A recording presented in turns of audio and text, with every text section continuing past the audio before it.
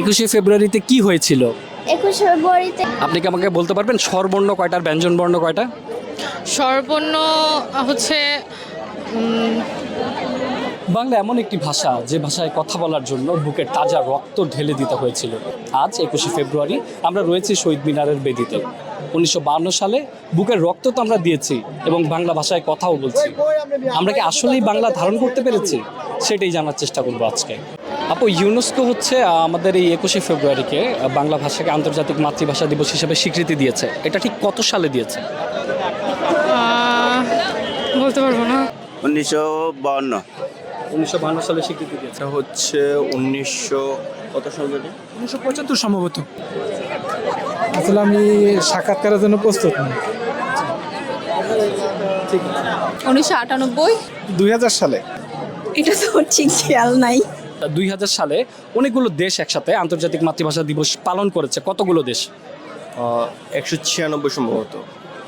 ও এমনই হবে। ধন্যবাদ। সরি। এটা বলতে পারবো না। আপু বলতে পারবেন? মানে 16টা না 17টা হবে। সঠিক বলতে পারছো না। 142 প্রবাবিলি। Thank you. আপনি সেটা সঠিক জানা নাই। কারা কারা শহীদ হয়েছিল 52-তে নামগুলো বলতে পারবেন? জি, রফিক, শফিক, জানি সালাম, বরকত, রফিক, শফিক। হ্যাঁ, রফিক, শফিক, জব্বার এরা অনেকেই শহীদ হয়েছিল। আজকে কি দিবস তুমি জানো? হ্যাঁ, কি দিবস বলো তো? আজকে হচ্ছে 21শে ফেব্রুয়ারি। হ্যাঁ, এই মাতৃভাষার জন্য কারা কারা আন্দোলন করেছিল এবং শহীদ হয়েছিল নাম বলতে পারবে? আপনি কি আমাকে বলতে পারবেন স্বরবর্ণ কয়টা আর ব্যঞ্জনবর্ণ কয়টা? স্বরবর্ণ হচ্ছে